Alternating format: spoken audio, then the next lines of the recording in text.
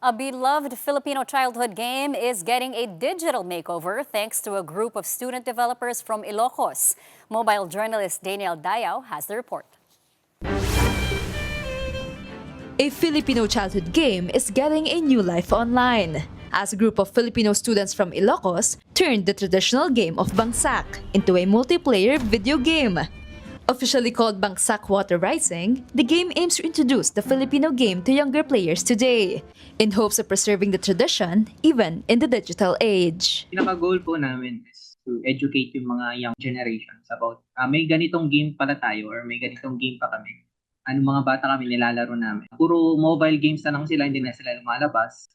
The way we promote or preserve our tradition is to, pag hindi natin sila parang napapalapit sa mga traditional game, lalapit na lang natin yung traditional game sa medium na alam nila, which is yung mobiles or mobile games, computer games. But how does this version work?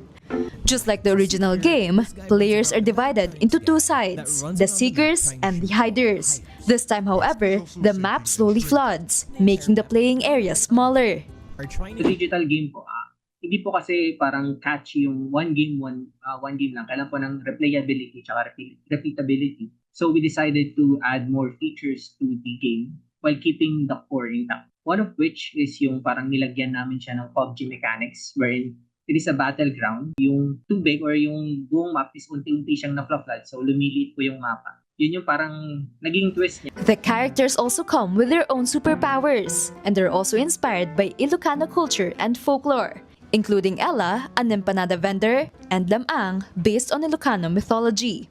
There are also characters dressed in 90s, like Kael and Katala. Even the game map is also inspired by Lawag City.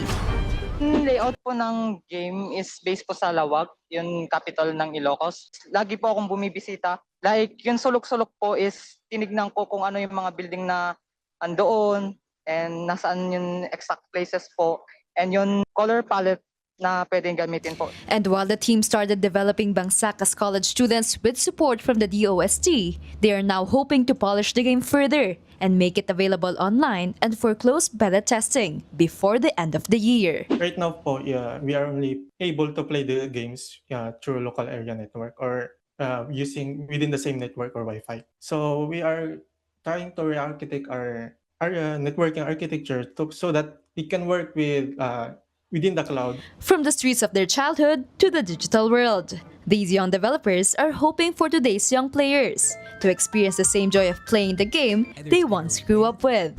Kapatid Mobile Journal, Daniel Dayao, we are One News.